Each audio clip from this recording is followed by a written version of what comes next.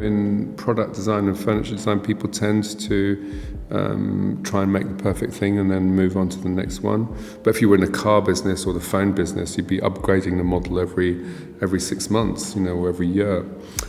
So it felt like a good time to look again at the materiality and also just show a lot of the experiments or thought processes that sometimes don't come out on a yearly cycle. That's designer Tom Dixon. He's talking about why he revisited some of his earlier designs in new materials for his exhibition during Milan Design Week. Welcome to the WGSN Create Tomorrow podcast. This is the second in our series of shorter episodes in which we bring you some of the key trends, insights and interviews from Milan Design Week 2022. You'll find many reports on our site covering the trends from this year's event, so do look out for those if you're a subscriber. In this episode, I'm joined by our experts, Director of Interiors Lisa White and Head of Interiors Gemma Riberti, as we explore our updated icons trend. Everywhere you looked, there were iconic pieces reimagined in new styles, colourways and materials. So I asked Lisa White why she thought this was the case. It is important to recognize that in order to be sustainable in design, we need to stop creating new designs just for the sake of it. It takes an enormous amount of time and energy and investment to design, prototype, and produce something completely new. And many venerable design houses are really recognizing this. They've been working with designers for decades. And many of these original designs are still super relevant today. And they can eventually be evolved or updated in sustainable materials or new colorways for the contemporary market. You don't need to start back at square one. There were some real highlights. I mean, I saw a couple of lovely ones, and I saw, Gemma, I think you captured a really beautiful kind of revolving video of the Arco lamp. It was celebrating its 60th anniversary. Yeah, it was quite a beautiful installation, and the new limited edition of the Arco lamp, available in 2022 pieces, has the iconic base. Instead of white marble, it's made of rock crystal, so quite striking, as you can imagine, a proper collectible piece. And there was, other ideas. For instance, at Cappellini, they built the whole exhibition that was called Look into the Future around new launches, but also novel reinterpretations, like a new version of 1999 chair by Jasper Morrison, new colorways of existing designs. On a smaller scale, so we saw some beautiful colorways being actioned. Thomas Eck relaunching the iconic porcelain watering can by Aldo Backer as it was celebrating 15 years. Carl Hansen, also another heritage brand, the historic wishbone chair presented into a new color palette developed by Ilse Crawford. And even the whole display was very using all the organic color and palettes and quite immersive into nature. So there's definitely a lot of opportunity for brands to invest into, first of all, starting with CMF to update existing pieces, even discontinued designs that maybe were not resonating well with audiences at the time, but now there's a new setting, a new audience, new materials and technologies that allow for the product to become relevant and engaging to consumers. And we've been telling our clients for quite a number of years is go back into your archive. You've got some amazing things there. Go back and really take a look at all the diversity that you've had back in the day and bring some of those designs to light. It was great, actually, as well, Gemma, to see the one of the Carl Hansen colours is our terracotta, which I know is something that we forecast as a key colour. I also loved Giaponti's Superleggera in aluminium, which I thought was really elegant. There was a new iteration of Patrick Giraud's Le Beau table, and of course Mario Bellini's classic Le Bambole chair, which fed into another one of our trends, which is that sort of fat, chunky furniture. And they're celebrating 50 years, and it was reinvented with Stella McCartney, do it with this forest fungi fabric, which again, with the nature first, ties into all of that and taps into that trend. While we were there, we caught up with British designer Tom Dixon, who's celebrating 20 years with 20 pieces at Sotheby's, and he revisited some of his earlier designs. So we caught up with him a bit to have a chat with him.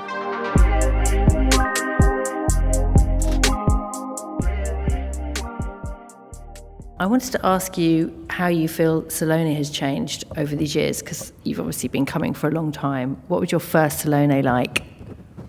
So I came as doing a lecture actually at the European Institute of Design, and it happened to be a Salone, and I didn't even realise I was particularly a designer. And I was shocked at the scale of the business, to the point where I really felt that I shouldn't be involved because there was too much stuff and there was no way I could compete. So that was my first experience. I stayed one night longer than I thought, didn't have a hotel room, slept on a park bench and went home really quite depressed, actually. So, but things got better. Following that, I exhibited with Capellini, with Mark Newson and Chris Roos a long time ago, and really started to understand, Milan's position as, and also its attitude towards design, which is, it's personal. So many people involved in the furniture business. It's such a big part of this region, and Milan is surrounded with industry, which makes it very different as a relationship to design with, say, London, where the last few remaining industries are in Birmingham or further afield, right?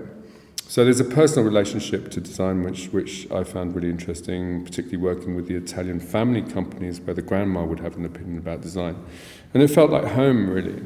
But at the time, it was much more a business-to-business kind of place, rotating around furniture, and the way it's changed over the last few years to become really the circus for, the carnival of design.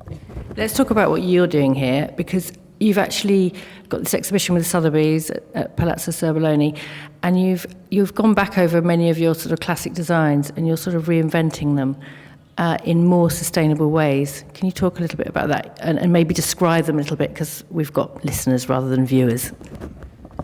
Okay, so, I was bullied into doing a 20th anniversary, from a marketing perspective, and after resisting for a while, I thought, well, maybe it's an excuse to try and reassess some of the stuff and upgrade them. I mean, I think, in product design and furniture design, people tend to try and make the perfect thing and then move on to the next one. But if you were in a car business or the phone business, you'd be upgrading the model every 6 months, or every year. So, it felt like a good time to look again at the materiality and also just show a lot of the experiments or thought processes that sometimes don't come out on a yearly cycle, things which may come out in the next 20 years, or things that I launched badly or at the wrong time and failed. I quite like showing failures as well, which people don't tend to show.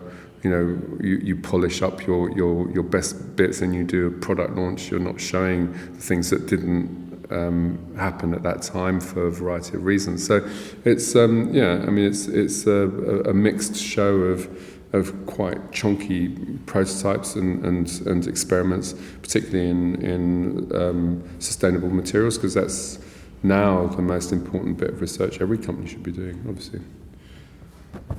Can you tell me about the eelgrass? There's your lounger that you've recreated. So we remade Bird Chair, which is a much older design than 20 years, that I'd done with Capellini a long time ago, which originally was actually in galvanized steel trunking, but was made by Capellini in foam. And so, the polystyrene, the polyurethane foam that is used mainly in upholstery is not a great material. And so finding a substitute has been something we've been wanting to do for a really long time, but just this year, a small Danish company that's collecting this saline grass, which is called eelgrass, which is just a waste material. It just collects on the beaches in Denmark. It's been used historically occasionally for thatching roofs, but this company has found that they can compress it and use it as architectural insulation, and increasingly they're trying to make it work as upholstery substitute. So we wanted to show it in its raw state, and we've made a kind of sculptural object using the foam. And the test is to see whether people will accept that as a substitute. And the magic of mycelium, you have a chair in mycelium also? Sure, well, everybody's on mushrooms, and I'm no exception. It's the quite fashionable story right now. You'll see Stella McCartney windows about mushroom, and a lot of Eindhoven graduates with mushroom projects. But what's kind of interesting compared to a lot of other sustainable materials is the research is moving really quite quickly, and we're working with both an American company called Ecovative that have invented a process or developed a process that they're licensing out to lots of other people, including the Magic Mushroom Company in the UK that is using it as a packaging substitute for polystyrene. And obviously polystyrene is super unrecyclable. It's not a great material. Single-use plastics are a crime anyway.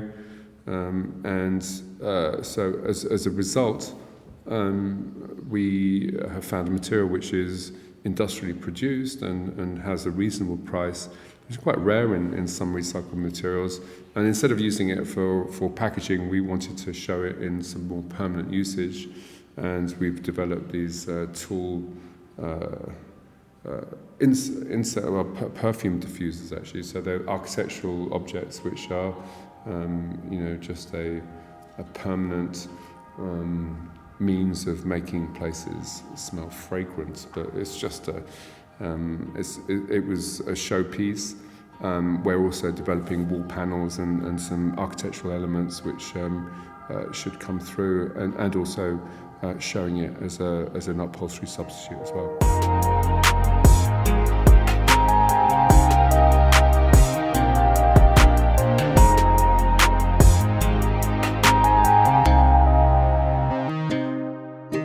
You've sort of expanded your cork collection, which obviously your restaurant Manzoni has the fantastic tables, and I can see that's... what do you think of the sort of... Are there even more possibilities for cork? Because it's a regenerative material, it's acoustic, absorbs acoustics. I'm quite excited by it. Do you feel like your relationship with cork is at its end, or is there more to come? No, I mean, it's annoying because, we launched our cork collection, which I thought was really rather interesting during the pandemic, and honestly, Zoom is not a great way to launch a cork collection, so it's not really had a lot of traction on the market, and of course, furniture, isn't fashion. It doesn't take off instantly. You can't really get a read on it in the first season that you've got it on the market, So we're showing, 5 or 6 new pieces here, possibly slightly smaller than the massive tables that we launched a couple of years ago. And we believe in the material, and you've got to be persistent in the furniture business, because, the thing could take off in 5 years when somebody really understands or there's a project that requires the material. So, I'm a big fan of cork. We've got a great relationship with Amorim, that are, #1 producer of cork in Portugal. There's something really interesting about the material in both in terms of historic usages, but also in terms of future developments. It's even used in the nose cone of re-landing or re-entry vehicles for the space program. It's such a high-tech material as well. So I don't think we're even remotely started on cork, to be frank. I like the sound of that. More cork. And dichroic glass, we've been seeing around this year quite a lot of iridescence, and but not in such a maybe more like vases and things like this. There's also a lot of oxidized metal, which gives you a little bit of that iridescence. But you have reinvented melt. Do you feel? So I'd like to hear a little bit about that, the dichroic glass, but also do you feel like this is sort of a part of trying to bring back a bit of joy into people's interiors, because there is something joyful about iridescence and that sort of magical colours. Yeah, there's a lot of joy, and I've been trying, a variety of iridescent and dichroic products. So they've never really taken off. I don't know. So that's not going to stop me, okay? And so by applying it to our currently most popular product, which is the melt lamp, and doing it in a way which is really easy. So it's just a filter which costs very little, that we can give away to our best clients, or adapt an existing product rather than create a new one. What we've done is to make that lamp, which is already pretty wacky, totally psychedelic, and transform it without creating a new product, right? So the dichroic, from the perspective of fashion, it makes things feel very modern very quickly, but it's got the danger of being a fashion fad rather than being, something which people use forever. But it definitely lends a spot of modernity to proceedings. It's a kind of finish that was invented in the space race. So it's another one of those spin-offs from NASA technology, which is really interesting. And it demonstrates the way that light is composed out of many colours, white light. When you're trying to think of developing a new product, do you now, with this, the fact you've already said, sustainability being really at the forefront, what makes you push forward with an idea? Is the criteria become a lot stricter than... in a way, you started with sustainable design, right, with welded salvaged furniture. Mm-hmm. So it's kind of run through your story, your narrative of your career. But now, what makes you start something, a new thing? What makes you think, I want to put this out in the world, and is it good enough too? I know you've been honest about your mistakes, but... Well, it's difficult to answer that question without, indulging in a load of greenwash.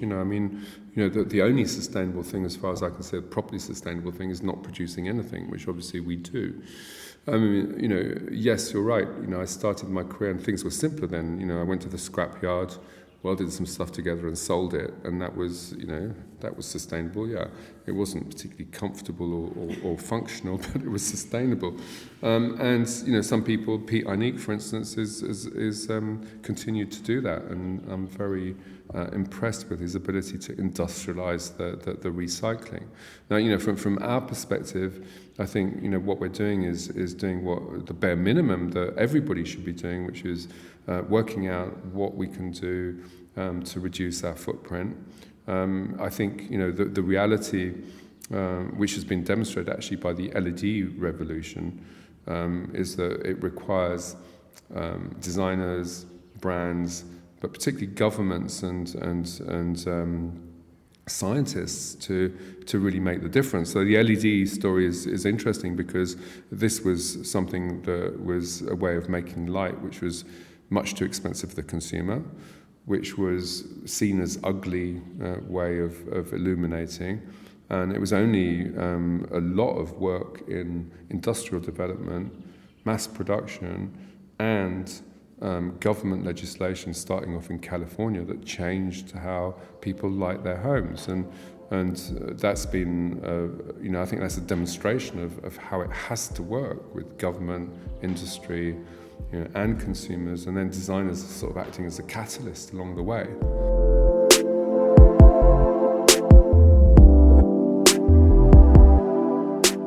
That's it for this episode on Updated Icons featuring Tom Dixon.